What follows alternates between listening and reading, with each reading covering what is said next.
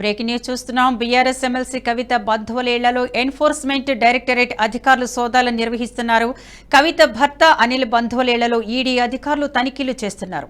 మాదాపూర్లోని అనిల్ సోదరి అఖిల నివాసంలో ఈడీ అధికారులు సోదాలు నిర్వహిస్తున్నారు. ఢిల్లీ లీకర్ స్కామ్ కేసులో కవిత ఇప్పటికే అరెస్టే ఈడీ అధికారుల కస్టడీలో విచారణ ఎదుర్కొంటున్న నేపథ్యంలో ఈ సోదాలు చర్చనీయాంశంగా మారాయి. మరోవైపు కల్వకుంట్ల కవిత ఈడీ కస్టడీ నేటితో ముగినుంది. ఈడీ కస్టడీకి 7 రోజుల పాటు కవితను అప్పగిస్తూ ఢిల్లీ రౌస్ ఎవెన్యూ కోర్టు ఉత్తర్వులు ఇచ్చిన నేపథ్యంలో ఈ రోజు కవితను కోర్టులో హాజరుపరచనున్నారు. అయితే కస్టడీని పొడిగించాలంటూ ఈడీ అధికారులు పిటిషన్ వేసే అవకాశం ఉందంటున్నారు. విచారణలో కవిత సహకరించకపోవడంతో మరికొన్ని రోజులు తమకు కస్టడీకి అప్పగించాలని కోరనున్నారు.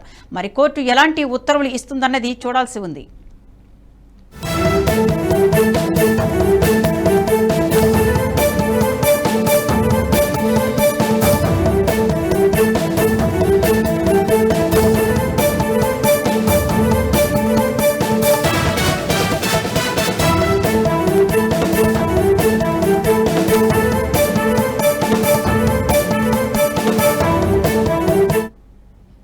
బ్రేకింగ్ న్యూస్ చూస్తున్నాం. బీఆర్ఎస్ ఎమ్మెల్సీ కవిత బంధువుల ఇళ్లలో ఎన్ఫోర్స్మెంట్ డైరెక్టరేట్ అధికారులు సోదాలు నిర్వహిస్తున్నారు.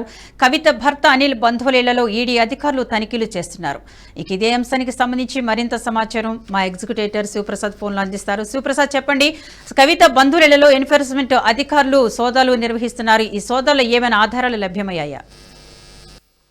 ఆధారాలు లభ్యం అవుతున్నట్టుగా కనిపిస్తుంది. ప్రస్తుతానికి ఈడైతే ఈరోజు ఉదయం నుంచి చాలా గట్టిగా సోదాలు నిర్వహిస్తోంది. కవిత యొక్క బంధువులు, ఆయన భర్త సోదరి, మిగిలినటువంటి సన్నిహితంగా ఉన్నటువంటి కొంతమంది ఇళ్లలో ఈడీ సోదాలు ప్రస్తుతం జరుగుతున్నాయి.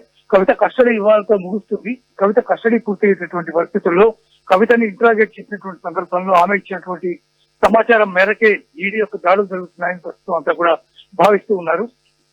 సోదాలు మాత్రం చాలా గట్టిగా జరుగుతున్నాయి. అయితే వాటి నుంచి ఎటువంటి అవుట్కమ్ వచ్చింది, ఏమైనా దొరికిందా లేదా అనేది ఇంతవరకు వాళ్ళు ఎవరికి ఏమి మీడియాతో ఎవరితో మాట్లాడలేదు, ఎవరికి ఏమి చెప్పలేదు. ఇంతవరకు సోదాలు అయితే కొనసాగుతున్నటువంటి పరిస్థితి ప్రస్తుతం ఉంది.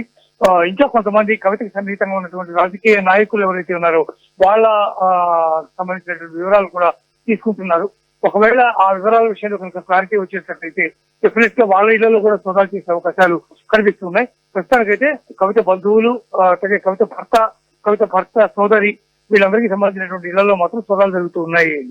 విద్య, కవిత ఈడీ కస్టడీ నేటితో ముగియనుంది. కస్టడీని పొడిగించాలంటూ ఈడీ అధికారులు పిటిషన్ వేసే అవకాశం ఉందా? దీనికి కోర్టు ఎలా స్పందిస్తుంది? ఎలాంటి ఉత్తర్వులు ఇచ్చే అవకాశం ఉంది? అంటే ఇక్కడ ప్రధానమైనటువంటి అంశం మనం చూడాల్సింది, కేజ్రీవాల్ ఇప్పటికే అరెస్ట్ చేసినటువంటి నేపథ్యంలో ఆయన్ని ఈడీ కస్టడీకి ఇచ్చారు 7 రోజుల పాటు. కాబట్టి ఇద్దరిని కలిసి ప్రశ్నించాలి వాళ్ళిద్దరిని. అప్పుడే వాళ్ళ దగ్గర నుంచి నిజమైనటువంటి సమాచారం వస్తుంది అనేది ఈడీ యొక్క వాదన. ఎందుకంటే దీంతో ప్రధానమైనటువంటి లింక్స్ ఈ ఇద్దరు చుట్టూ ఉన్నాయి, కేజ్రీవాల్ కవిత చుట్టూ ఉన్నాయి. కాబట్టి వాళ్ళిద్దరిని కలిసి కూర్చోబెట్టి ఇద్దరిని ప్రశ్నించాలి. అప్పుడు మాత్రమే నిజానిజాలు పూర్తిగా బయటకు వచ్చేటటువంటి అవకాశం ఉంది. కాబట్టి ఆ రకమైనటువంటి ఇంట్రాగేషన్ కి మాకు అవకాశం ఇవ్వాలి. అందువల్ల కవిత కస్టడీని పొడిగించమని కోర్టుని కోరే అవకాశం స్పష్టంగా కనిపిస్తోంది. అయితే కోర్టు ఏ మేరకు దీనికి అంగీకరిస్తుంది, ఎట్లా నిర్ణయం తీసుకుంది అనేది వాళ్ళ యొక్క విచక్షణ అధికారానికి సంబంధించినటువంటి విషయం. కాబట్టి దాన్ని అప్పుడే కస్టడీకి ఇస్తుందా లేదా అనే విషయం మనం చెప్పలేం.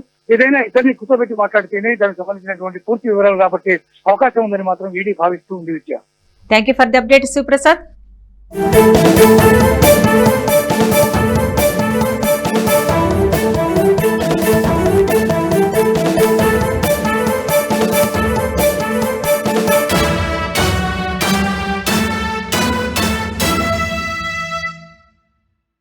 ఈ వీడియో మీకు నచ్చినట్టయితే లైక్ చేయండి, 10 మందికి షేర్ చేయండి. అలాగే కామెంట్ల రూపంలో మీ అభిప్రాయాలను మాతో పంచుకోండి. Nationalist hub group of channels ను సబ్స్క్రైబ్ చేసుకుని తెలుగునాట జాతీయవాద జర్నలిజాన్ని ప్రోత్సహించండి. ఈ వీడియో కింద ఉన్న బెల్ ఐకాన్ పై క్లిక్ చేయడం మర్చిపోవద్దు.